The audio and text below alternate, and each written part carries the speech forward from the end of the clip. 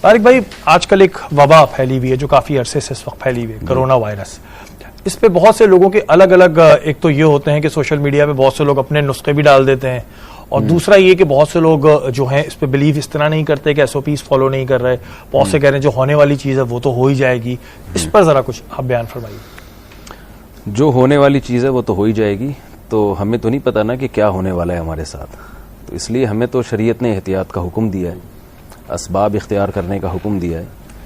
اور قرآن مجید میں اللہ کا ارشاد ہے وَلَوْ رَدُّوهُ إِلَى الرَّسُولِ وَإِلَى أُولِي الْأَمْرِ مِنْهُمْ لَعَلِمَهُ الَّذِينَ يَسْتَنبِطُونَهُ مِنْهُمْ کہ کوئی بھی جب خبر آیا کرے نا تو اللہ رسول یعنی شریعت کی طرف لوٹاؤ اور اولو الامر کی طرف.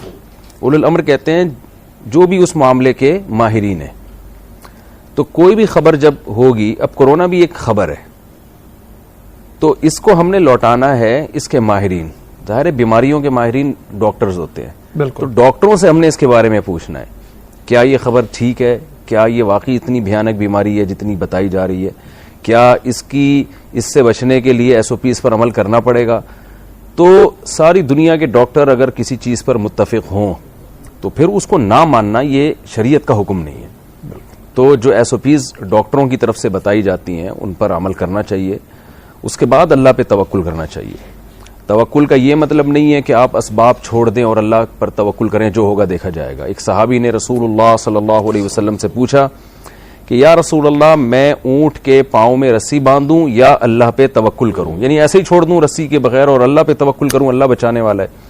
تو آپ نے فرمایا شد عقالہ وتوکل علی اللہ، رسی بھی باندھو اور پھر اللہ پہ توکل بھی کرو. تو ہم دیکھتے ہیں کوڑ کے مریض کو آپ صلی اللہ علیہ وسلم نے مسجد نبوی میں نہیں آنے دیا. وہ بیعت ہونے کے لیے آئے تھے، آپ نے فرمایا ہم نے تمہیں باہر سے ہی بیعت کر لی ہے، کیونکہ کوڑ کی جو بیماری تھی یہ بھی پھیلتی ہے، لگتی ہے. تو ہمارے پاس آپ صلی اللہ علیہ وسلم کی سیرت میں ایسی وباؤں سے متعلق ہدایات موجود ہیں. طاعون کی بیماری پھیلتی ہے، اس میں آپ نے حکم دیا کہ جو اپنے گھر میں صبر سے قرار پکڑے گا، اپنے شہر میں رہے گا، وہاں سے فرار نہیں ہوگا، اور اس میں اس کی موت واقع ہو گئی تو اس کے شہید کا اجر ملے گا. سبحان اللہ. تو دیکھیں نا کیوں حکم دیا جا رہا ہے کہ آپ کے شہر میں ایک بیماری پھیلی، آپ بھاگیں گے تو وہ پھیلائیں گے. آپ چائنا میں جب یہ بیماری آئی تھی، اگر وہ بارڈر صحیح طرح سے سیل کر دیا جاتا اور وہاں سے لوگوں کو نہ نکلنے دیا جاتا تو آج پوری دنیا جس تباہی کے دہانے پر کھڑی ہے ایسا نہ ہوتا. تو وہاں بھی لوگ فرار ہوئے، بھاگے ہیں. ٹھیک ہے، گورنمنٹ نے کوشش کی روکنے کی لیکن نہیں رکے لوگ. تو اور وہ ساری دنیا جس لپیٹ میں آئی ہے، ہمارے پڑوسی ملک ہندوستان کا آپ حال دیکھ لیں، کس اللہ تعالیٰ ان لوگوں کی حفاظت فرمائے.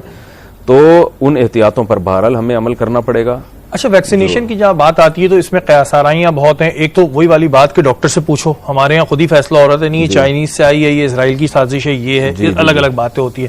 آپ کیا کہتے ہیں ویکسینیشن کے حوالے سے لوگوں کو یہ لگوانی چاہیے؟ دیکھیں میں یہی بات عرض کر رہا ہوں، ویکسین ڈاکٹروں کی فیلڈ ہے نا، علماء کی ہے، مفتیوں کی فیلڈ نہیں ہے. تو یہ بات بھی ڈاکٹر سے پوچھنے کی ہے. تو ڈاکٹر اگر کہتے ہیں لگوانی چاہیے تو لگوانی چاہیے، ڈاکٹر اگر کہتے ہیں نہیں لگوانی چاہیے تو نہیں لگوانی چاہیے. اب دیکھیں اسرائیل نے ماسک کی پابندی اسرائیل میں ختم ہو گئی ہے کیونکہ انہوں نے سب نے ویکسین لگا لی ہے.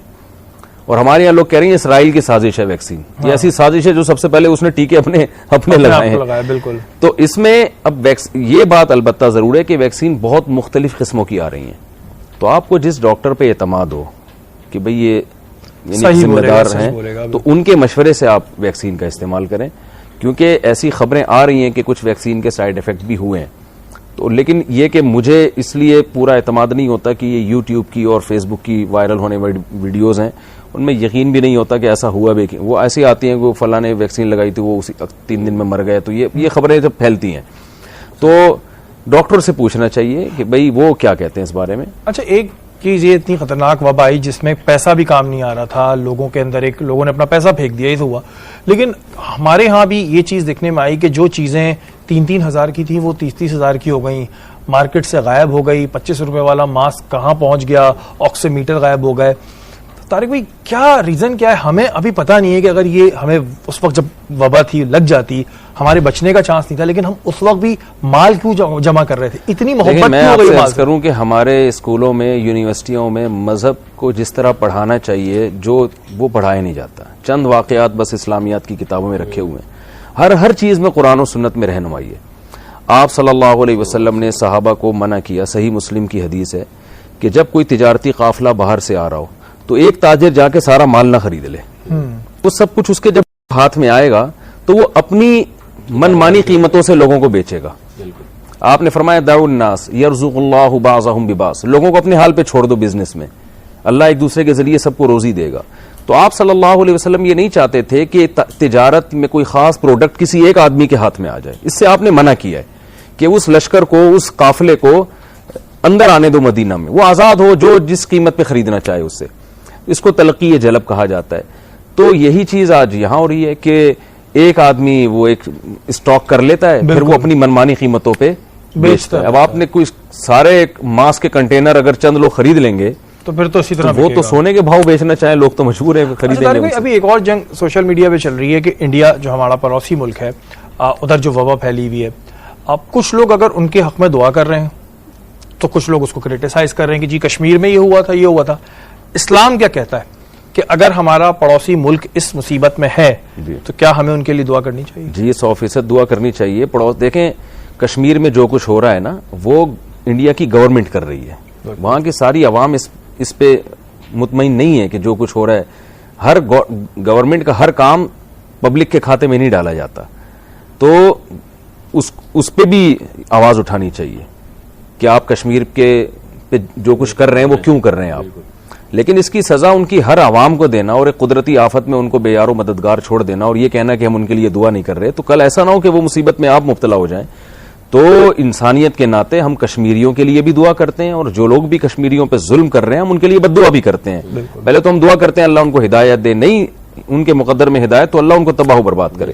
لیکن جو عوام جس کرب و اذیت سے انڈیا میں گزر رہی ہے, اس عوام کے لیے بھی ہمارا فرض بنتا ہے کہ ہم دعا کریں. جیسے کشمیری میں جو مظلوم ہیں وہ بھی انسانیت کے ناطے ہم ان کے لیے دعا کر رہے ہیں نا. تو کرونا سے بھی اگر کوئی اس وبا میں مبتلا ہوتا ہے تو انسانیت کے ناطے ان کے لیے دعا کرنا اور ان کے لیے رحم کا جذبہ رکھنا بھی ہماری اخلاقی ذمہ